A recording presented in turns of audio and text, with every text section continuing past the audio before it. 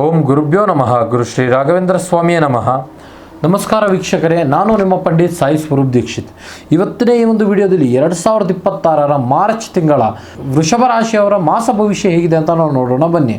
ಯಾರೆಲ್ಲ ಈ ಒಂದು ವಿಡಿಯೋ ನೋಡ್ತಾ ಇದ್ದೀರಾ ಕೊನೆವರೆಗೂ ವಿಡಿಯೋ ನೋಡಿ, ಹಾಗೂ ಹೆಚ್ಚಿನ ವಿಡಿಯೋಗಳಿಗಾಗಿ ನಮ್ಮ ಒಂದು ಯೂಟ್ಯೂಬ್ ಚಾನಲ್ನ ಲೈಕ್ ಮಾಡಿ, ಶೇರ್ ಮಾಡಿ ಹಾಗೂ ಸಬ್ಸ್ಕ್ರೈಬ್ ಮಾಡಿ. ಮೊದಲನೇದಾಗಿ ಆರ್ಥಿಕ ಪರಿಸ್ಥಿತಿ ಮತ್ತು ವ್ಯವಹಾರದ ಪರಿಸ್ಥಿತಿ ಬಗ್ಗೆ ನಾವು ನೋಡೋದಾಯಿತು ಅಂತ ಹೇಳಿದ್ರೆ, ವೃಷಭ ರಾಶಿಯವರಿಗೆ ಮಾರ್ಚ್ ತಿಂಗಳು ಲಕ್ಷ್ಮೀ ಯೋಗದ ಒಂದು ಲಕ್ಷಣಗಳಿವೆ. ದೀರ್ಘಕಾಲದಿಂದ ನೀವು ಎಷ್ಟೆಲ್ಲ ಒಂದು ಹೂಡಿಕೆ ಇನ್ವೆಸ್ಟ್ ಮಾಡ್ಕೊಂಡು ಬಂದಿದ್ರೆ ಅದು ಈ ಸಮಯದಲ್ಲಿ ಫಲ ಸಿಗುವಂಥದ್ದು. ವ್ಯಾಪಾರದಲ್ಲಿ ಒಂದು ಹೊಸ ಪಾರ್ಟ್ನರ್ಶಿಪ್ ಅನ್ನೋದು ಲಾಭದಾಯಕವಾಗಿ ಸೇರುವಂಥದ್ದು. ಆದರೆ ನಿಮ್ಮ ಒಂದು ಜಾತಕದಲ್ಲಿ ರಾಹು ಮತ್ತು ಕೇತುವಿನ ಸ್ಥಾನ ಪಲ್ಲಣದಿಂದ ವ್ಯವಹಾರದಲ್ಲಿ ಆರ್ಥಿಕ ಪರಿಸ್ಥಿತಿಯಲ್ಲಿ ಅತಿ ಹೆಚ್ಚು ಎಚ್ಚರಿಕೆ ವಹಿಸಬೇಕಾಗುತ್ತದೆ.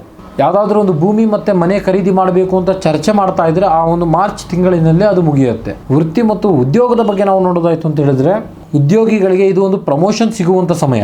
ನೀವು ನೀಡುವ ಸಲಹೆಗಳಿಗೆ ಹೆಚ್ಚಿನ ಮಾನ್ಯತೆ ಸಿಗುವಂಥದ್ದು. ವಿಶೇಷವಾಗಿ ಕಲೆ, ಮಾಧ್ಯಮ ಅಥವಾ IT ಕ್ಷೇತ್ರದಲ್ಲಿ ಇರುವಂಥವರಿಗೆ ವಿದೇಶ ಪ್ರಯಾಣ ಹೋಗುವಂಥ ಯೋಗವಿದೆ. ಕೆಲಸದಲ್ಲಿ ಇರುವಂಥ ಹಳೆ ವಿವಾದಗಳು ಬಗೆಹರಿಯುವಂಥದ್ದು. ನಿರುದ್ಯೋಗಿಗಳಿಗೆ ಪ್ರತಿಷ್ಠಿತ ಕಂಪನಿಯಿಂದ ಕರೆ ಬರುವಂಥ ಸಾಧ್ಯತೆಗಳಿದೆ.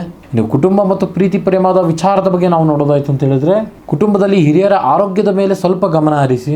ಮನೆಯಲ್ಲಿ ನಿಮ್ಮದೊಂದು ಧಾರ್ಮಿಕ ಕಾರ್ಯಕ್ರಮಗಳು ನಡೆಯುವಂಥ ಯೋಗ ಲಕ್ಷಣಗಳಿವೆ. ಇನ್ನು ಪ್ರೀತಿ ಪ್ರೇಮ ವಿಚಾರದಲ್ಲಿ ಈ ಒಂದು ವೃಷಭ ರಾಶಿಯವರು ಮಾರ್ಚ್ ತಿಂಗಳಿನಲ್ಲಿ ಬಹಳನೇ ಒಂದು ಅದೃಷ್ಟ ಹೊಂದಿದ್ದೀರಿ. ಸಂಗಾತಿಗಳೊಂದಿಗೆ ಇರುವಂಥ ಭಿನ್ನಾಭಿಪ್ರಾಯಗಳು ದೂರ ಆಗಿ ನಿಮ್ಮ ಒಂದು ಸಂಬಂಧ ಗಟ್ಟಿಯಾಗುವಂಥ ಸಾಧ್ಯತೆಗಳಿದೆ. ಅವಿವಾಹಿತರಿಗೆ ಕಂಕಣ ಭಾಗ್ಯ ಕೂಡಿ ಬರುವಂಥದ್ದಿದೆ. ಇನ್ನು ಆರೋಗ್ಯಕ್ಕೆ ಸಂಬಂಧಪಟ್ಟಂಥ ವಿಚಾರದ ಬಗ್ಗೆ ನಾವು ನೋಡೋದಾಯ್ತು ಅಂತ ಹೇಳಿದ್ರೆ, ಆರೋಗ್ಯದ ದೃಷ್ಟಿಯಲ್ಲಿ ಈ ತಿಂಗಳು ನಿಮಗೆ ಉತ್ತಮವಾಗಿದ್ದರೂ ಸಹ ಆರೋಗ್ಯದ ಬಗ್ಗೆ ಸ್ವಲ್ಪ ಗಮನ ಕೊಡಿ.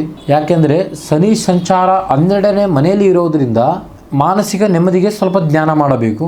ಇನ್ನು ಮತ್ತು ಅದೃಷ್ಟ ಸಂಖ್ಯೆ ಮತ್ತು ಪರಿಹಾರದ ವಿಚಾರದ ಬಗ್ಗೆ ನಾವು ನೋಡೋದಾಯ್ತು ಅಂತ ಹೇಳಿದ್ರೆ, ಅದೃಷ್ಟವಾದಂಥ ಸಂಖ್ಯೆ 2, 7 ಮತ್ತು 6. ಇನ್ನು ಪರಿಹಾರ ನೋಡೋದಾಯಿತು ಅಂತ ಹೇಳಿದರೆ, ಪ್ರತಿ ಶುಕ್ರವಾರದಂದು ಮಹಾಲಕ್ಷ್ಮಿಯ ಒಂದು ಅಷ್ಟೋತ್ತರ ಮಂತ್ರ ಪಠಿಸಿ ಬಡ ಹೆಣ್ಣು ಮಕ್ಕಳಿಗೆ ಬಿಳಿ ಬಣ್ಣದ ಒಂದು ಸಿಹಿ ಪದಾರ್ಥಗಳನ್ನು ದಾನ ಮಾಡಿ. ಇದು ಮಾಡೋದರಿಂದ ನಿಮ್ಮ ರಾಶಿ ಅಧಿಪತಿ ಆಗಿರ್ತಕ್ಕಂಥ ಶುಕ್ರನನ್ನು ಬಲಪಡಿಸುತ್ತದೆ. ಒಟ್ಟಾರೆ ಇದಾಗಿತ್ತು ಮಾರ್ಚ್ ತಿಂಗಳ ವೃಷಭ ರಾಶಿಯವರ ಒಂದು ಮಾಸ ಭವಿಷ್ಯ.